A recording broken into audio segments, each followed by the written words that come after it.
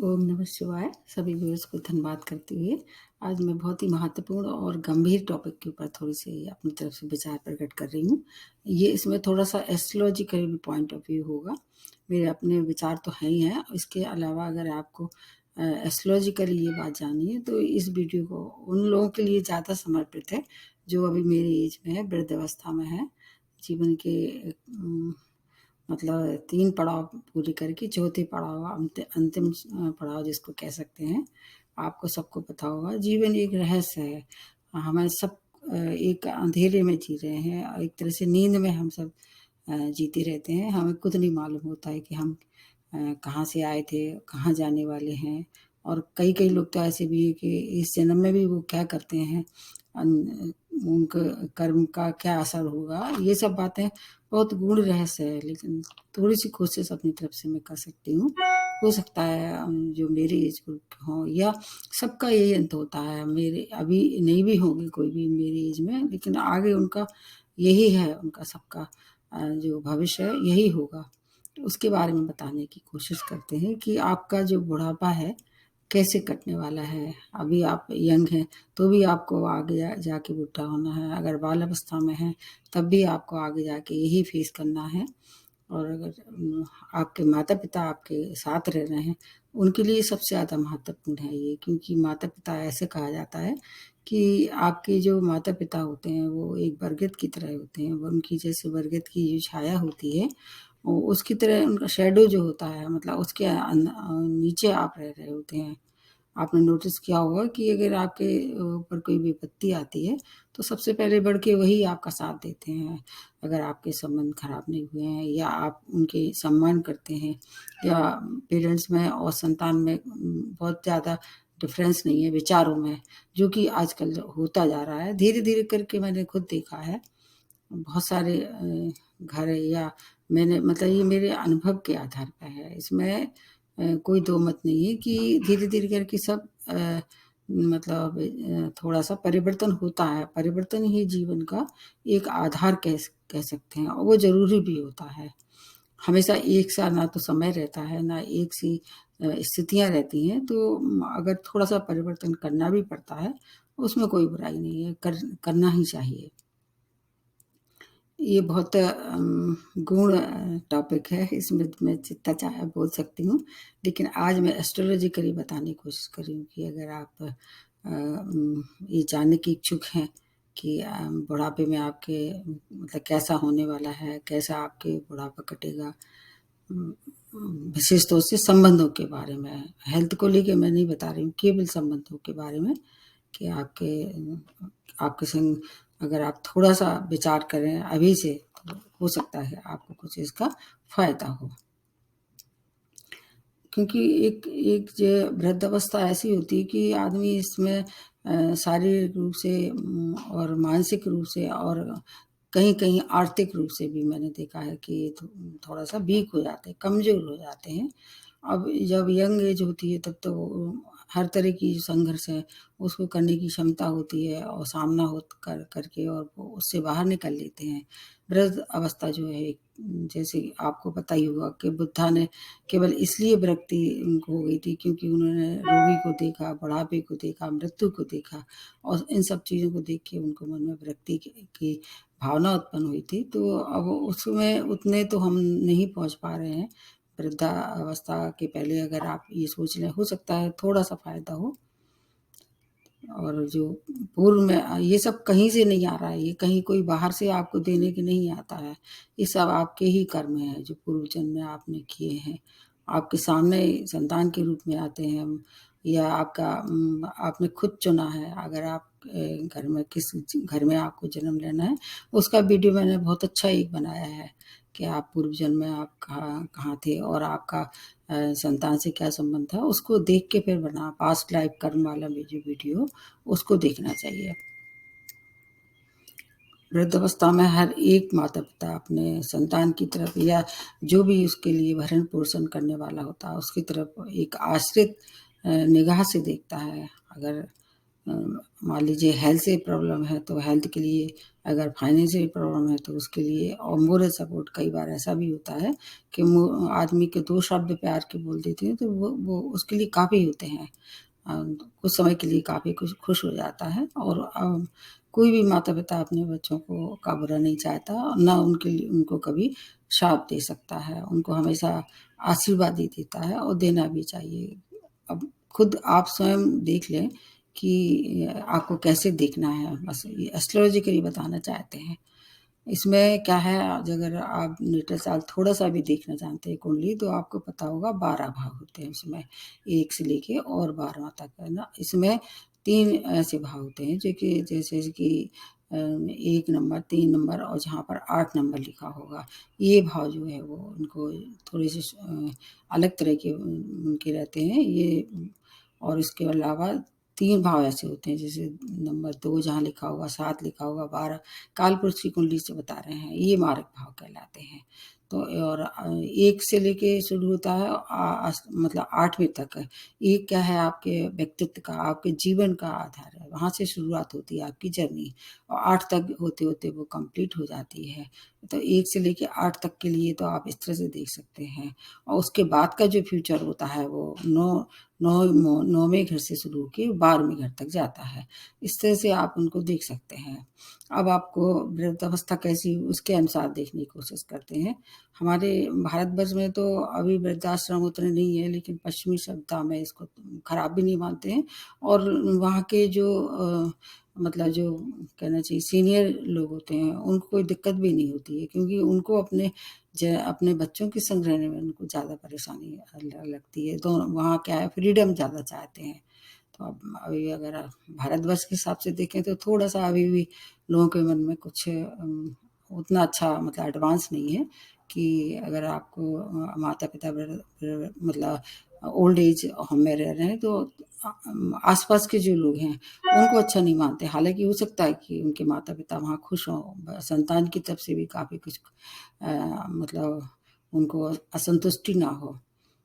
अब एस्ट्रोलॉजी में इसको कैसे देखते हैं, जैसे 12 राशियाँ होती हैं, 12 भाव होते हैं और उसके अलावा 9 राशियाँ, इसमें 7 ऐसी होती हैं राशियाँ स्वयं की, और 2 छाया ग्रह होते हैं। तो राशियों के हिसाब से देखें 12 राशि कौन-सी है, जैसे आपने मेष से शुरू किया, मीन तक है। अब लग्न के को भी उसको उसी तरह से देख सकते हैं। जैसे मान लीजिए आपकी लग्न के हिसाब से देखते हैं, तो इसमें केवल 2 लग्न ऐसी हैं, एक मेष लग्न और एक सिंह लग्न। उनके अंदर फ्लेक्सिबिलिटी बहुत कम होती है, मतलब एडजस्टमेंट जो उनके अंदर शक्ति होती है, एडजस्टमेंट करने की जो ताकत होती है, उनके अंदर थोड़ी-सी कम होती है। वो बच्चों के संग थोड़ी-सी एडजस्टमेंट करने में उन्हें थोड़ी ज़्यादा परेशानी हो सकती है। या यूँ कह सकते हैं इसको कि अगर आप उनके बच्चे सिंह लग्न के या मेष लग्न के होते हैं, उनके संग आपको ज़्यादा एडजस्ट करना चाहिए, क्योंकि उनमें फ्लेक्सिबिलिटी कम होती है। यही बात पेरेंट्स पे भी लागू होती है, अगर पेरेंट्स भी सिंह लग्न के या मेष लग्न के हुए तो वो बच्चों से उतना अच्छा एडजस्टमेंट नहीं करना मतलब कर पाते हैं, वो उनके बस में भी नहीं होती, क्योंकि उनके अंदर ऐसे एलिमेंट रहते हैं कि वो समय-समय से बीच-बीच में वो क्या है, उखड़ के और उग्रता में अपने बच्चों पे क्रोध करते हैं। तो 2 लग्न आप गौर से देखिए, अगर आपके आस-पास कोई हो, तो लग्न और राशि दोनों पे लागू कर सकते हैं ये। और शेष लग्न जो है वो आपको बता देते हैं कि कौन-कौन सी लग्न ऐसी हैं जो कि इससे बेटर होती हैं। जैसे तुला लग्न है, कन्या लग्न है, मकर लग्न है, कुंभ लग्न है और मीन लग्न है। ये लग्न या राशि जो होती है वो एडजस्टमेंट करने में सबसे आगे होती हैं, क्योंकि इनके जो स्वामी राशि होते हैं उनमें फ्लेक्सिबिलिटी अच्छी होती, ज़्यादा होती कंपैरेटिव टू मेष और सिंह लग्न के हिसाब से या राशि के हिसाब से। अब शेष बचती है कुछ और राशि, जैसे वृश्चिक है, धनु है और मिथुन है, कर्क है और वृषभ है। मतलब आप सीक्वेंस पे भी देख सकते हैं, तो उसमें जो है वो तीसरे नंबर पे आती है, मतलब उनमें एडजस्टमेंट करने समय के अनुसार कभी-कभी वो एडजस्टमेंट कर लेते हैं, कभी-कभी उनको थोड़ा-सा बीच-बीच में क्रोध आता है। तो इसलिए इनके संग एडजस्टमेंट करना उतना कठिन नहीं होता है। लेकिन जो इसके पहले जो मैंने लग्न राशि बताई है, अगर आपकी स्वयं की है या आपके बच्चों की है, दोनों ही बातों को ध्यान में रखना है। ये अकेले पेरेंट्स पे नहीं होता लागू, बच्चे भी इस तरह से देख सकते हैं, क्योंकि उनका भी वही भविष्य है, उनका भी वही होने वाला है। तो आप थोड़ा-सा अगर अभी से विचार करना शुरू कर दें, तो हो सकता है आपको फिर ज़्यादा परेशानी ना हो। ये तो राशि और उसके हिसाब से हो गई। अब आपको देखना होगा 2 ऐसे ग्रह हैं जो कि आपके लग्न में अगर बैठे हुए हैं। अब कोई सी भी उसमें राशि कोई सी भी हो सकती है, मतलब लग्न कोई सी भी हो सकती है और राशि भी कोई भी हो सकती है। जैसे कि 2 ग्रह शुभ ग्रह बृहस्पति और शुक्र अगर लग्न में कोई सा भी हो सकता है लग्न आपका मेष से लेके मीन तक। अगर लग्न भाव मतलब प्रथम भाव जिसको जैसे कह सकते हैं 4 केंद्र भाव होते हैं जिसमें से पहला जो होता है वो सबसे ज़्यादा महत्वपूर्ण होता है क्योंकि वो आपके व्यक्तित्व को दर्शाता है। तो अगर 2 शुभ ग्रह वहाँ एक साथ बैठे हुए हैं तो आप मान के चलिए आपको बुढ़ापे में फिर हर एक तरह की जैसे आपने सोची थी अपने बच्चों से या आपके संग में रहने वाले जो भी हैं उनसे जो आपने संभावनाएं जताई थी वो सब मिलने वाला है। मतलब आपकी वृद्धावस्था काफ़ी अच्छी रहने वाली है क्योंकि वृद्धावस्था अच्छी हो जाती है उसके बाद फिर लास्ट की तो यही बनता है आदमी को कि परलोक जाना है। और अगर मतलब बुढ़ापे पे आपकी कोई सेवा करता है, आपका कोई ध्यान रखता है, तो आपका अंतिम समय ठीक कट जाता है। तो 2 ग्रह ऐसे हैं अगर लग्न में बैठे हुए हैं, तो आपके लिए समझ लीजिए कि आपका बुढ़ापा अच्छा कटने वाला है। और इसके विपरीत अब आ जाइए लग्न पर अगर आपके लग्न के स्वामी से ऐसे ग्रह घर में बैठे हैं जैसे कि आपका उनका या तो शत्रु राशि में या शत्रु लग्न में बैठे हुए हैं तब आपका बुढ़ापा थोड़ा सा कठिन हो सकता है। लेकिन फिर भी अगर ये 2 ग्रह अच्छे बैठे हैं तो फिर उतनी परेशानी नहीं होगी। ये तो हो गए आपके ग्रह मतलब और लग्न के अनुसार कौन-कौन सी लग्न फ्लेक्सिबिलिटी कम है, किस-किस में फ्लेक्सिबिलिटी आपको ज़्यादा परेशानी नहीं होगी अगर आपके माता-पिता हैं या आपके बच्चे हैं, दोनों ही के हिसाब से देखना है। अब आ जाते हैं 2 ऐसे ग्रह जो कि जैसे आपको पता होगा कि जो जीवन के बहुत सारे वर्ष जो है वो शनि पे मतलब आधारित रहते हैं। शनि आपको बहुत प्रभावित करते हैं 30 वर्षों तक। तो अगर शनि की स्थिति अच्छी है, शनि आपके लिए वरदान दे रहे हैं, तो आपका बुढ़ापा भी अच्छा कर सकता है। इसके अतिरिक्त अगर बृहस्पति की भी पोज़ीशन बहुत अच्छी है, उच्च राशि में है या मित्र राशि में है और ये जो मैंने बताया लग्न में है, तब भी आपका मतलब स्थायित्व रहता है। इन 2 ग्रह में स्थायित्व होता है। जैसे आपने जैसा आप सोचेंगे, वैसे आपका भविष्य निर्माण होता जाएगा। मतलब प्लानिंग जो आपने पहले से की थी, उसी तरह से ये प्लानिंग आगे बढ़ती है। अगर ये 2 ग्रह आपको सपोर्ट करें, कौन-कौन से? एक तो शनि और एक आपके बृहस्पति। 2 ग्रह जो है अगर आप पे मेहरबान हो जाए, तो बुढ़ापा से लेके और आपका अगले जन्म तक हो सकता है कि अगला जन्म भी आपके लिए सपोर्टिव हो या इन भाव में किसी तरह से कौन-कौन से भाव में जैसे आपका ये लग्न हो जो मैंने बताया है और इसके अलावा इन भाव में बैठा हो आपके लग्न के स्वामी जैसे 4 नंबर में बैठा हो, 4 का मतलब कर्क राशि में हो, सिंह राशि में हो और या धनु राशि में हो या तुला राशि या फिर कुंभ राशि में बैठा हुआ है। ये शुभ ग्रह मतलब आपके इस भाव में बैठे हों जो आपके लग्न के स्वामी हैं, वो इसमें बैठे हों, तो आपके लिए फिर ये फ्लेक्सिबिलिटी या आपका एडजस्टमेंट आसान हो सकता है। इसके विपरीत अगर आपके सूर्य मंगल जो एक ऐसे ग्रह हैं जो कि बहुत पावरफुल होते हैं, वो अगर ऐसे भाव में बैठे हों, पाँच-छह भाव में बैठे हों, लग्न में बैठे हों, तो नेतृत्व क्षमता के कारण आपके अंदर या आपके अंदर डोमिनेंस पावर बहुत होगी। उसकी वजह से एडजस्ट करने में दिक्कत हो सकती है। तो इसलिए थोड़ा-सा उसमें फ्लेक्सिबिलिटी कम होती है, लेकिन बच्चे अगर इसके विपरीत जो और लग्न जो मैंने बताई हैं, उनमें अगर उनके बच्चे हैं, तो फिर वो बच्चे की तरफ से एडजस्टमेंट ज़्यादा होगा। माता-पिता थोड़ा-सा बीच-बीच में क्रोधी होंगे या परेशान हो कर सकते हैं, लेकिन बच्चे एडजस्टमेंट करने में पीछे नहीं हटते हैं, इसलिए ये भी ध्यान रखना होगा।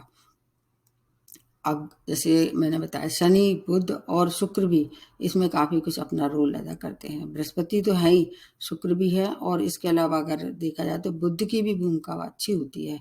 बुध एक ऐसे ग्रह हैं जैसे पारे की तरह होती है ना, मरकरी इसका इंग्लिश नाम मरकरी है, तो पारे की तरह होते हैं। अगर इन सब ग्रहों को हटा के अगर बुध की अगर शुद्धता आपको मिल रही है, तो पारे को जैसे आपको पता है कि कहीं भी आप उसको किसी भी वेसल्स में डाल देते हैं, उसकी तरह शेप बना लेता है। तो इसलिए अगर बुध की भी अच्छी स्थिति है नेटा चार्ट में, लग्न में बैठे हुए हैं या आपके किसी ऐसे घर में बैठे हुए हैं जिससे फ्लेक्सिबिलिटी उसमें बढ़ जाएगी। मेन बात होती है वृद्धावस्था में क्या विचारों का थोड़ा-सा परिवर्तन होता है और आदमी त्रस्त हो जाता है, जो पहले जो उसने देखा है, अब उसके अनुसार तो अब सब चीज़ें होती नहीं है, सब कुछ चेंज हो रहा है। कहाँ बैलगाड़ी और कहाँ हवाई जहाज़, मतलब हर चीज़ का बहुत बड़ा परिवर्तन देखने को मिलता है। तो फ्लेक्सिबिलिटी इस समय अगर ज़्यादा होती है तो एडजस्ट करने में दिक्कत कम होती है। तो ये कुछ ग्रह ऐसे हैं।